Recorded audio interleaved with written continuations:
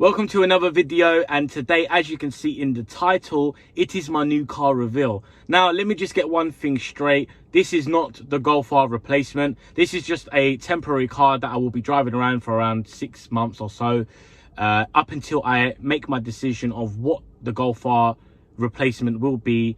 And I do have a rough idea of what it is, and it most likely will be this car, but I just wanted to give myself a little bit more time, and with what's going on in the world, it just didn't make sense for me to have another fast, good car that I won't be able to actually enjoy.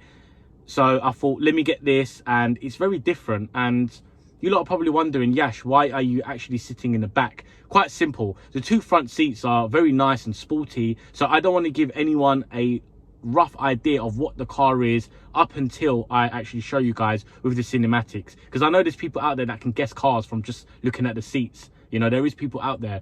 So I'm sitting in the back, and I must say it actually is very comfortable, and looking straight ahead at the cockpit view is actually very nice. Now, I would like to make good content on this car. Like I said, I'm not going to go crazy because it's not that type of car, but I would like for you lot to kind of get involved with me. Put in the comments below what you would like to see within reason. I don't want to see big turbo because that's definitely not going to happen, but within reason, I would like to know what you lot would like to see, as I think this is a very interesting car. It definitely is the future of cars, and it actually could be a good first car for those that are watching, for the younger audience that are learning how to drive or just about got their license. I reckon that this car would actually be a perfect first car for you guys. Now, without further ado, I'm going to get the cinematics rolling, but just before I do that, make sure you like and you subscribe if you haven't already, as doing that will definitely unlock 10 bhp to your vehicle. Now, without further ado, I hope you enjoy the cinematics.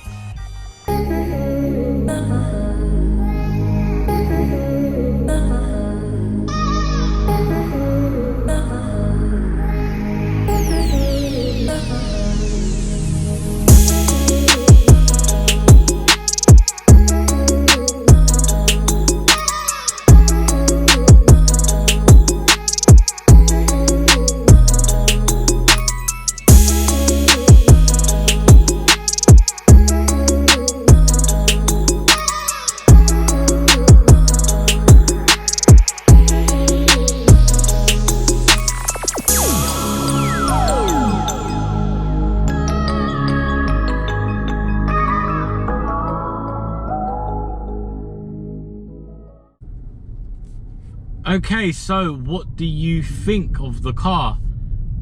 Personally, let me give you the specs of the car, and then I'll tell you guys to why I actually got it. So this is actually a Toyota Corolla 2-litre petrol hybrid. Now, this is actually the one spec above the GR, which I'm sure you all are aware of the GR range. This is the one spec higher. So why is it one spec higher? Because it comes with the panoramic roof, as you can see, different style seats, keyless entry, it's got digital dash as well, so you can see like the digital speedo and stuff like that. It's also got, this has got a bi-xenon headlights and LED fog lights. It's got auto park, so it can park itself. It's got the JBL upgraded speakers. I've also got Apple CarPlay with the JBL navigation system, multimedia system. What else does this thing have? This has got so much spec I can't even keep up. Front and rear parking sensors, rear reversing camera. It's got electric folding mirrors. What else does this thing have? It's got automatic high beam adjustable lights. Obviously the 2-litre petrol engine producing around 184 brake horsepower and 190 newton meters of torque. The curb weight on this car is a little bit heavy for a hatchback, is 1,910 kg, but it being a hybrid, these average around 72 miles to the gallon, which is crazy.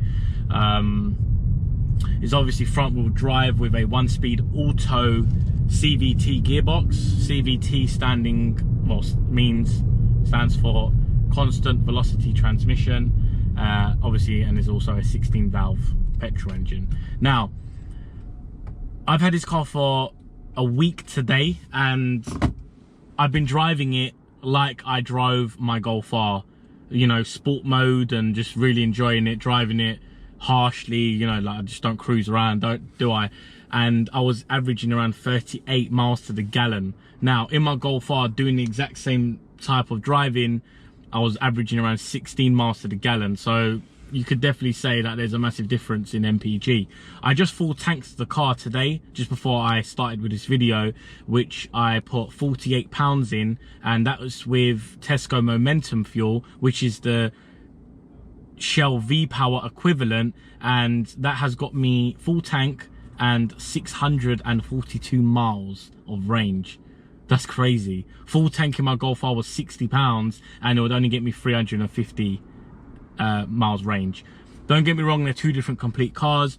This is obviously 184 bhp 2-litre naturally aspirated hybrid, and the Golf R obviously being a 2-litre turbo 300 horsepower standard. So obviously you're going to probably think, oh Yash, why are you comparing? But at the end of the day, that's the only car I can compare to, because that was my last car, and this is obviously a hybrid hot hatch, so you know it's something different. And I actually like this car. It's very smooth to drive. You can tell it's really quiet. Like, I obviously put my foot down, it picks up speed a little bit. Like, it's fairly nippy, I'll give it that. It does pick up speed as you continue driving. Like, foot down, now it's starting to get fast, and it looks really good. I actually really like the way it looks. It's definitely not noisy, so my neighbors are definitely not going to hate me like they did with the Golf R. And yeah, I mean, like I said, I've only got this car temporarily, so I'm just going to play it by ear until I get my replacement. I would like to know what you guys would like to see, what type of content with this car, as I'm quite interested myself to make content with it, because it's a hybrid, you know. See what, you know, this can do. It being a 2-litre 184 brake horsepower. I don't really know if there's much modifications for this car. I briefly did look, and there wasn't really much, if I'm being very honest with you guys. It's actually quite funny. This car actually makes me laugh. Like, it's actually really nippy. Very nippy.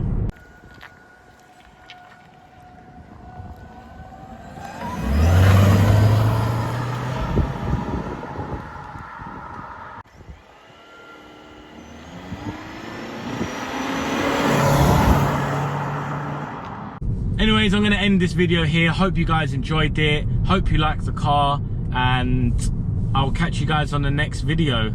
Peace out.